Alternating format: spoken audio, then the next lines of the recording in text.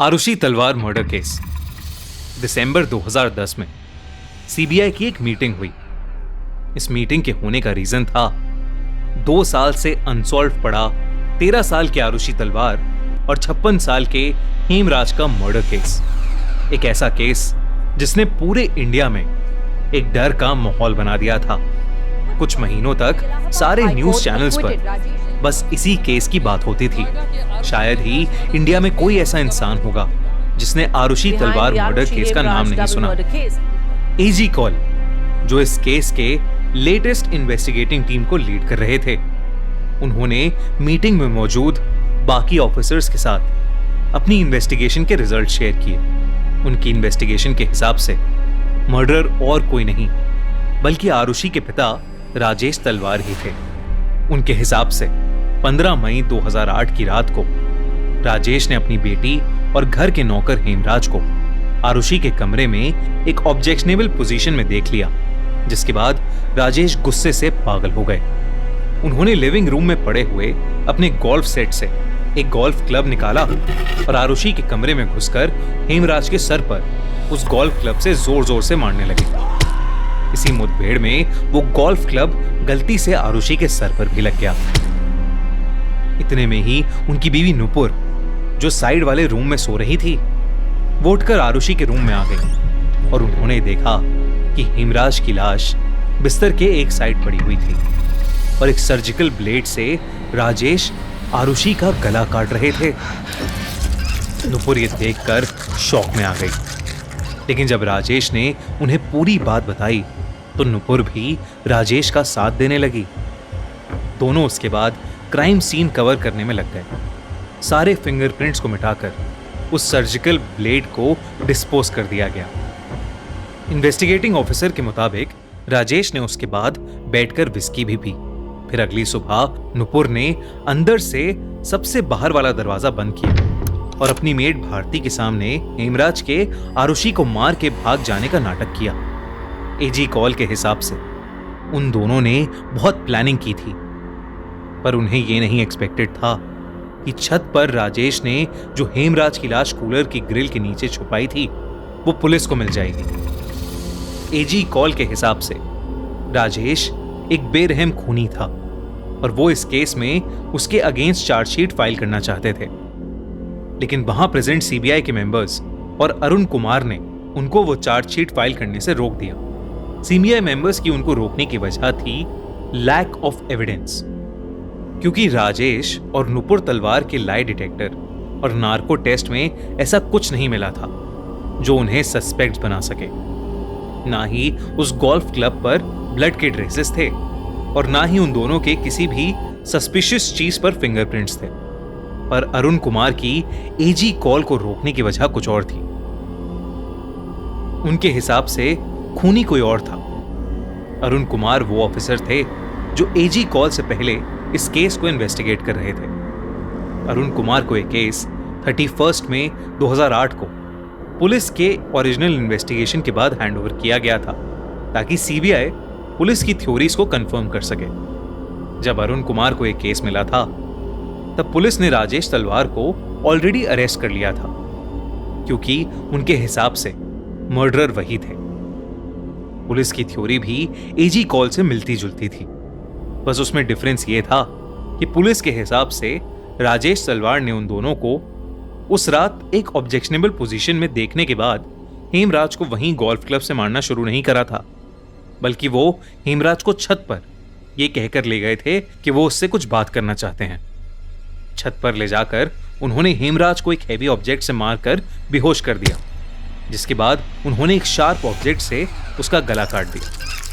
फिर उन्होंने नीचे आकर विस्की पी और शराब के नशे में गुस्से से पागल होकर अपनी बेटी आरुषि के कमरे में जाकर एक शार्प एज्ड वेपन से उसका भी गला काट दिया। और अगली सुबह एविडेंस टैंपर करने के लिए उन्होंने मर्डर के इमीडिएटली बाद पुलिस को बुलाने के बजाय अपने नेबर्स को जमा कर लिया, ताकि उनके घर में ढेर सारे फुटप्रिंट्स और फिंगरप्रिंट्स आ जाएं। अरुण कुमार ने पुलिस की थ्योरीज को रिकन्फर्म करने के लिए सबसे पहले नुपुर और राजेश पर लाई डिटेक्टर और नार्को टेस्ट किए, जिसमें उनके खूनी होने का कोई सबूत नहीं मिला। एक बड़ा सवाल था कि उनके घर के अंदर आकर कोई उनकी बेटी का गला काट गया और उन्हें पता ही नहीं चला। यह कैसे पॉसिबल था? राजेश और नुपुर ने इस पर यह कहा कि उनके कमरे में एसी खराब होने की वजह से बहुत शोर करता था, इसलिए उन्हें कमरे से बाहर कुछ सुनाई नहीं देता था। इसके बाद उनके रूम का साउंड टेस्ट किया गया, जिसमें यह निकला कि खराब एसी की वजह से उनके कमरे में कोई भी आवाज नहीं आती थी। फिर अरुण कुमार ने रीइन्वेस्टिगेट करते हुए हेमराज के कमरे की फोटोज देखी, जिसमें उन्हें गड्ढे पर डिप्रेशन वाले 3 पॉइंट्स दिखे। उनकी टीम ने फिर कृष्णा, राजकुमार और शंभू मंडल को हिरासत में लेकर उन पर साइकोलॉजिकल टेस्ट्स और नार्को टेस्ट करवाए, क्योंकि कृष्णा, जो राजेश तलवार की क्लिनिक में काम करता था, वही था जिसने पुलिस को हेमराज और आरुषि के रिश्ते और राजेश के एक्स्ट्रा मैरिटल अफेयर के बारे में बताया था।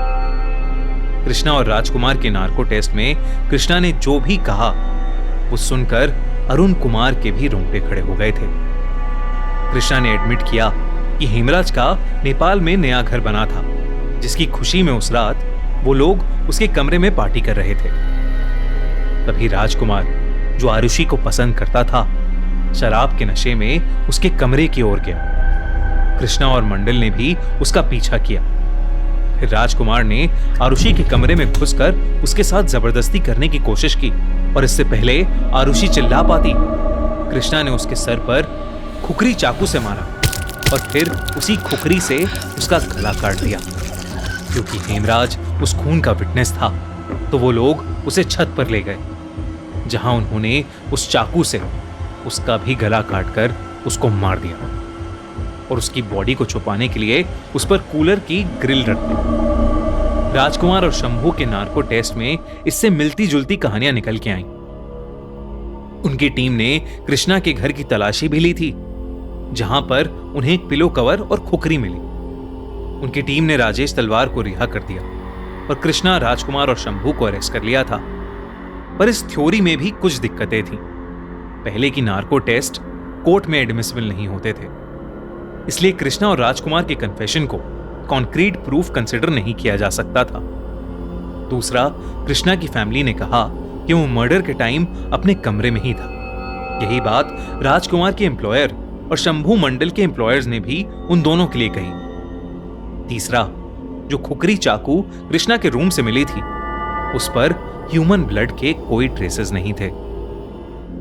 जब अरुण कुमार ने चार्जशीट फाइल करने की कोशिश की, तो उनकी चार्जशीट भी इस बेसिस पर रिजेक्ट हो गई कि उन्होंने इंफॉर्मेशन सही तरीकों से नहीं निकाली थी, और उन पर शंभू मंडल को मारपीट के फोर्स करके बातें निकलवाने का आरोप भी लगा। क्योंकि दोनों ही टीम की इन्वेस्टिगेशन और थ्योरीज को प्रूफ करने के लिए सीबीआई मेंबर्स के पास कोई कॉन्क्रीट प्रूफ नहीं था, तो कॉमन कंसेंसस से सीबीआई की उस मीटिंग में चार्जशीट की बजाय क्लोजर रिपोर्ट फाइल करने का डिसीजन लिया गया। 9 फरवरी 2011 को मजिस्ट्रेट प्रीति सिंह ने सीबीआई की क्लोजर रिपोर्ट को चार्जशीट में कन्वर्ट कर दिया और राजेश और नुपुर को फिर से समन किया गया। राजेश और नुपुर ने इलाहाबाद हाई कोर्ट और सुप्रीम कोर्ट में इस डिसीजन के अगेंस्ट पिटीशन फाइल की, जो दोनों कोर्ट्स में रिजेक्ट कर दी गई।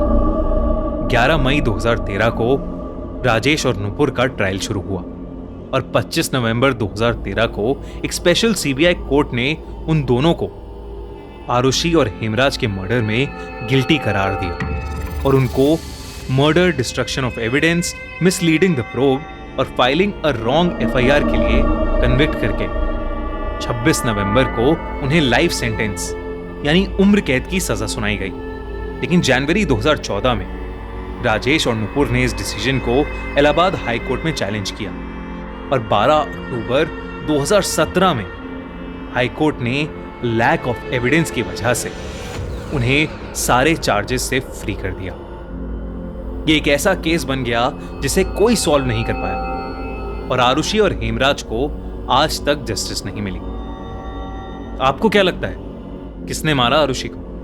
कमेंट्स में हमसे अपना ओपिनियन जरूर शेयर कीजिए और ऐसी ही इंटरेस्टिंग क्राइम स्टोरीज के लिए subscribe to the crime show by Khooni Monday.